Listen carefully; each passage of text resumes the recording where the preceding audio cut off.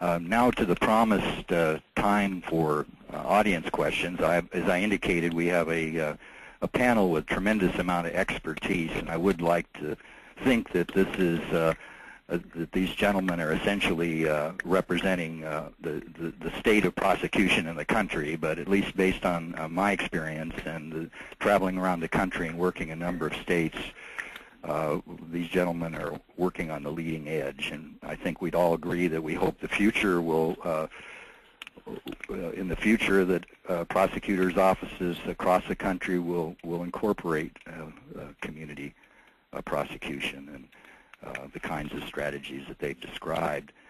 I want to say, just as a personal comment before we begin with the general questions regarding lawyers.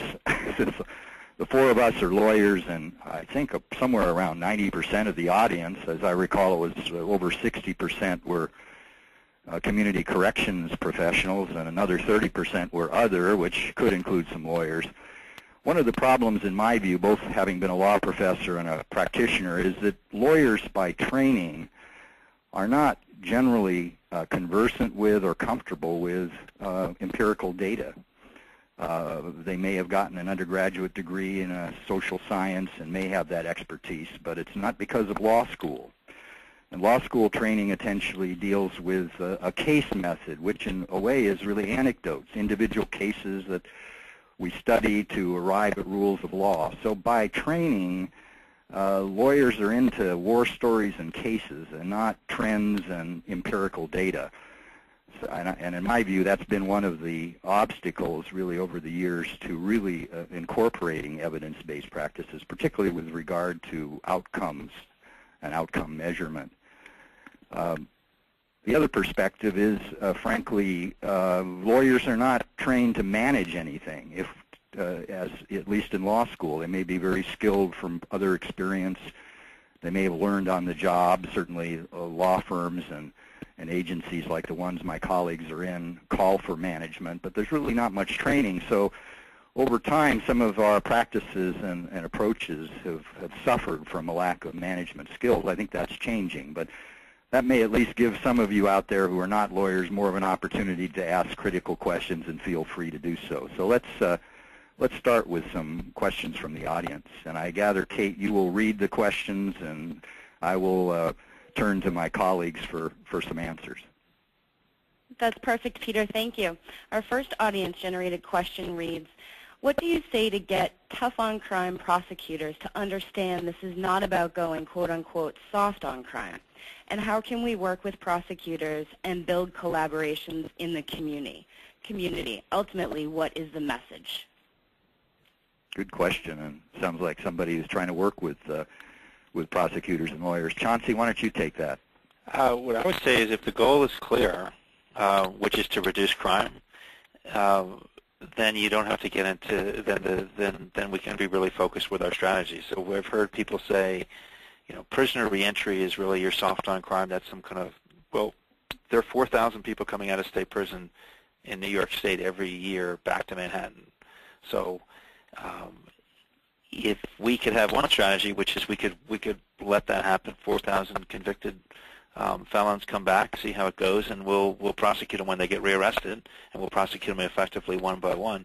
And someone could think that's tough on crime. But I think what's tough on crime is, there anything that we can do as a prosecutor's office to reduce the number that get rearrested in the first place? I think that's tough on crime. But I think you get out of sort of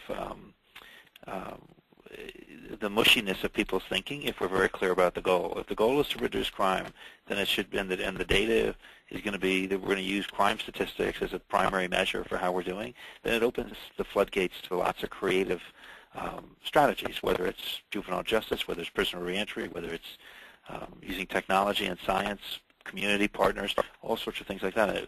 But I think as long as it's based on the bottom line, that's the best way to defend against that kind of thinking, which I think is kind of short-sighted and frankly not accurate, because I don't think that's the tough on crime way to do business, is to do nothing. I think we should be trying to figure out ways to reduce crime in any way we can possibly think of. Well, I'm glad, and others have mentioned reentry, and we've kind of awakened. We used to call it transition years ago and neglected it for decades, and now it's getting more attention. As you pointed out earlier, Chauncey, these folks return to the community. I think when we hear from legislators and we read in the media and hear the public talk about it, people seem to think that these folks go away forever. And only, as we all know, only a few do. Less than probably 1% spend their lives in prison or jail, and the rest come back to our communities. So I think we're just starting to wake up to that reality. So appreciate your comments. Kate, how about another question? Thanks, Peter. The next question is, what is the most frugal way to measure success or outcomes to drive prosecution? Why don't I give that to Brent, who's, I'm sure, in his position at the National Center for Community Prosecution, is thinking about how to tell his colleagues in the field how they can measure outcomes. Brent? Well, I think the question was how do you frugally measure outcomes, and I think if I'm understanding the question right, is how can you afford to do an evaluation? How can you afford to do a study on something like that? And honestly, it takes some time, it takes some resources and effort to get a survey and an evaluation done. But there have been a number of communities around the country, and I apologize, I can't pull their names out of my brain right now, but have done some partnerships with higher education in their community. So if you're in a college town or a university town and you've got there are statistics and there are social science students looking for projects, looking for papers, looking for research studies to do, maybe for a PhD dissertation and maybe for an undergrad paper or whatever. There's a lot of resources in your community that are there that are looking for things to do and that have an interest in crime reduction and the social impact of crime. And if that's what the question is, if you're looking for, how can we afford to do an evaluation on this because we don't have a paid researcher, start looking outside of the traditional, we have to hire somebody to do this and look for other partners. Who else is doing the same thing? If you have, perhaps a central business district that is trying to put together, improve the quality of a central business district or revitalize a downtown area, they might have some resources and some ability and some marketing and survey people that they could help you with. So there's a lot of different things. Don't just wedge yourself to thinking that we have to pay somebody to do this survey for us. So if that was the question on how to measure performances in an inexpensive or frugal way, I think that's some of the suggestions I would have. Thanks, Brent. Roy, you mentioned your experience, as I recall, in doing and working in the gang areas of gangs, as I have, and certainly other critical areas. I guess maybe the question would also be, are there proxies for pure outcome? Are there ways we can measure, for example, a classic is to measure shots fired or other, incidents that carry associations that we can say we've had some differences. I don't know if we'll ever be able to prove causations. The criminologists have been fighting about that for years, and as we know, even in Boston, where we had successes a decade ago with reducing violence, people are arguing about what caused that reduction. What's your thought, Roy, about measuring outcomes? I think, you can do a pretty frugal and cheap study on just public perceptions of policing. I know this is something that was done in Los Angeles. It's something that was done in New Orleans, where the survey just goes out that says, do you trust your police? Do you trust your prosecutor's office? And that's not an expensive survey. You could probably even, unfortunately, get your newspaper to do something like that for you. And that is going to give you a sense of what's out there. I think another place to look is on the civilian complaint review board, which will give you a sense of whether or not people are turning to their law enforcement officers and what they think of their law enforcement officers, and keep records as to whether or not complaints are being reduced, because a lot of the civilian complaints are on things like on rudeness and failures to show badges and things such as that. Another way of just kind of getting a sense of whether or not you are reaching out to your community properly is when you hold community meetings. It's just seeing who's coming, and are you getting a lot of people, and are you opening the doors of your office for the community to get involved and to really feel like they have a say? And are your prosecutors, are your law enforcement officers actually getting out there and interacting with the public? So, you can get a big study done, or you can just do it kind of by what you see out there and what's coming forward to you and what you're hearing on the street, and making sure that you are available for people to come and complain to and to present what their problems are. Good point. As we know, public safety to a large degree is a matter of perception as well as reality, so it's certainly a way of measuring effects. Kate, another question? Thanks, Peter. Speaking of perception, one audience member would like to know why prosecutors are resistant to EBP and how they can be convinced that it is the right and proper approach. Well, I'll turn that over to Chauncey to get his perspective. I've already shared mine. I think it's by virtue of training and in our profession, but Chauncey, you give that a try. You probably have some other theories on that. I mean, I guess in some sense, not just prosecutors, but human nature is life is much easier if it's pass-fail, and there's not specific measures to be held accountable, have a bottom-line measure. I know when, CompStat first came in, this is just from a police perspective 20 years ago, and the police department and precinct commanders being held accountable for crime reduction in their particular precinct. People thought that was, crazy, insane, would never happen, that we can count arrests and we can count kilos, but we can't. What can we do about it? How can you set a measure of reducing crime? I think that it's the only way to go. And I think when we pick a common goal, when we pick the measures that we're going to use, and we believe those are fair measures to measure our progress toward that goal, people embrace it, because I think what gets measured gets done.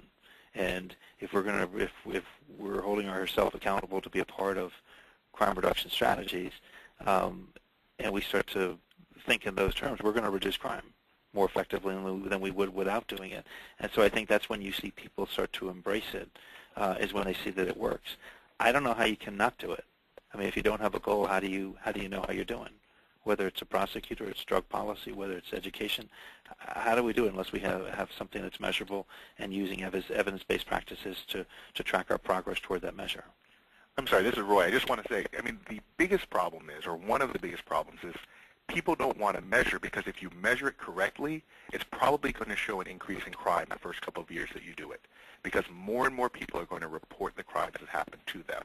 And if you do it right, then the police are not going to end up downgrading crimes or other things like that. So realize that the push against it is often that the reality is not a pretty picture, and people don't want to see the reality too early on in their careers.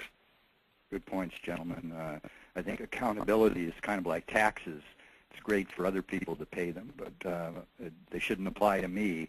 I don't think any of us, Chauncey, you're right, really like to be held accountable and be measured. It's at least threatening in the beginning. It's probably the only way to go. Brent, your thoughts on this topic?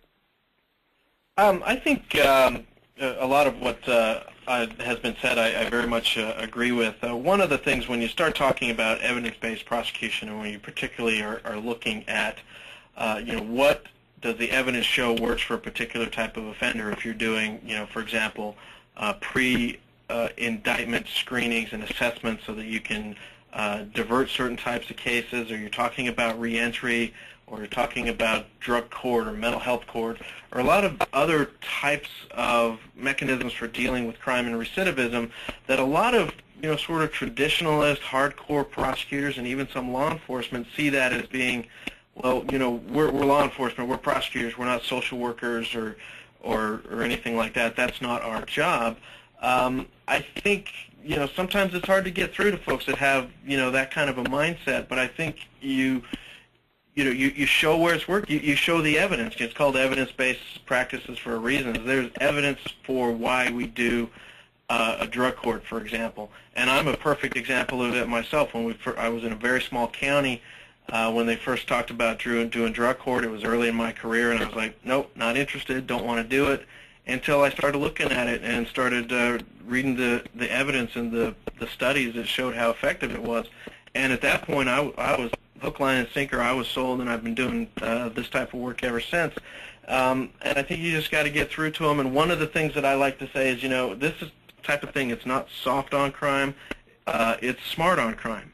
You know, it sounds good for the politicians to say, hey, we're being tough on crime, but we need to be smart on it, because we've been really good over the years of arresting people, prosecuting them, and putting them in prison, but we haven't eliminated crime. And if we do the same thing we've always done, we're always going to get the same result. And so we need to start looking at new ways and new mechanisms and things that the evidence show will really truly impact public safety in our communities.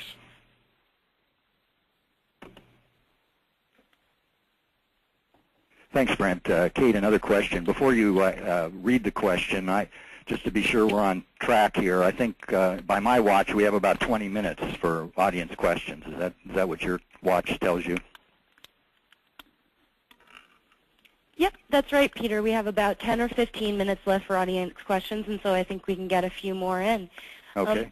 The next one is about risk assessment tools, and the audience member asks, how do you use victim-related risk assessment tools such as the lethality index in domestic violence cases? Well, I'll pass that on to Roy, at least initially, because you did mention victims. And Roy, any thoughts on that subject? I'm not sure that I know the lethality index is something that I have ever dealt with before, but I have been a domestic violence prosecutor, and as far as, I guess what I would say is the importance of bringing in the victim witness advocates early on to cases, and on taking every contact, every time a police officer or a law enforcement officer has a contact with any two people who are in any kind of engaging in any kind of violence, domestic violence, getting that early intervention in there, the kind of mandatory arrest situation, even where you have what we term a crisscross kind of case.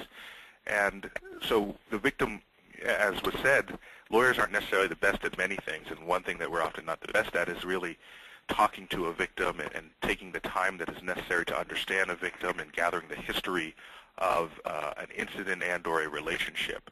And so I know at the DC U.S. Attorney's Office we have some phenomenal victim witness advocates who really know how to work with victims and talk to victims and assure victims that that their rights will be protected and that their incident is going to be taken seriously. But the other thing is to get out there, first of all, with outreach, letting people know that when you have an incident of domestic violence that you have to notify someone. You have to get out of that relationship, at least in the short term, for a cooling off period. You have to look for ways of ensuring that people receive the counseling that they need, and not hide this stuff, and that it's nothing that should be hidden, because it happens so often across all social and ethnic and racial classes. And so part of it is getting that messaging across. The second piece of it, as far as from a community perspective, is making sure that the victims understand that the system is there to work with them and work for them. And it's not simply about, and this is a big area where it's not just about locking people up for as long as possible, because unfortunately the perpetrator is often the sole breadwinner in the family, and you're affecting more than just the person who was hit or struck. You're affecting the entire family. And so looking for ways, being very inventive of ways of ensuring that this doesn't happen again, and that also will help to enable victims to come back to you later, because the victims in domestic violence cases are it's so difficult to get them to be a part of the system and to help out and to stay with it if they understand that you're not just going to take away the person who committed the crime. You have a good chance of keeping them in the system and of having them report it later should there be another incident. Good point. Chauncey, as you know, the system could be looked at, a criminal justice system is a funnel, and a lot of things go in the top end and very few come out the other end, and that's probably particularly true with domestic violence. And as Roy alluded to, the difficulty of keeping the victim in the case is often a challenge for prosecutors. I think the question related to lethality index is really how can you pick the most dangerous offenders and the offenders likely to recidivate among the welter of cases that come in the funnel. Do you have any thoughts on that? With two thoughts. One is, I think, just in terms of with our witnesses and our victims, that's just another example why community prosecution is so important, because some of the cases where we've been able to keep our victims or find our victims is because we have good community partners and able to use that to bring them back into the case. I think in terms of the lethality index, which is, I don't know it directly, but as I think about it, it's really sort of, having the impossible crystal ball to know when a decision is made, whether it's bail or it's an offer or it's some kind of disposition, as to be able to know that that person's not going to then go and kill someone or do something like that horrible. I think with all these decisions that data becomes very important, and I think it's almost thinking like economists, thinking very clearly, practically as good as we can with the data. I think of this book, which is off topic but right on topic, called Moneyball, which talks about how using data to manage a baseball team, having a limited amount of money, but it's having the right data to be able to make decisions that will give you the best shot of making the right decisions since you don't have a crystal ball, and make these kind of things. And that's the only way I can think of it, is you really want to see what does the data tell us is the highest risk that this person is going to commit a more serious offense, what's the highest risk that this or that is going to happen. But I think it's got to be based on data and an objective analysis. Good citation, Chauncey, for our audience. Moneyball by Michael Lewis, about 10 years ago, on the success of the Oakland A's using data. So it's if you're interested in data, it's a good read. Kate, how about another question? Thanks, Peter. And I think this will be our last one, depending on the length of the responses. One audience member would like to know if folks could talk about the use of evidence-based practices in plea bargaining. Yeah, good point. Plea bargaining is obviously one of the major activities of prosecutors, if not the most time is devoted to plea bargaining. Brent, why don't you take that question? Absolutely. Thanks very much. I think that this is one of the most important upcoming aspects of evidence-based practice that has some ties into community prosecution, but it's obviously more once the case has gotten to court and it's been screened. There are a number of jurisdictions out there, and in fact, Salt Lake County District Attorney's Office in Salt Lake City, Utah, Laura Miller, is working on a project now that will incorporate a lot of this. And the idea is, rather than taking all of your cases, you screen them, you arraign them, you take them through trial and everything else, you get to the end before you start talking about plea bargaining, is if you can have an early assessment of at least all violent offenders or even offenders that are involved in substance abuse, if you can have an early assessment, whether it's pre-indictment or whether it's pre-preliminary hearing or early on in the case, if you can have an assessment of that individual as to whether or not this person is likely to recidivate, what their support system is like, what type of treatment needs do they need assistance in mental health treatment or vocational education or finding a job or something like that, and would this particular offender be just as likely to not reoffend if they're in community corrections as if they go all the way through the process and go to traditional corrections.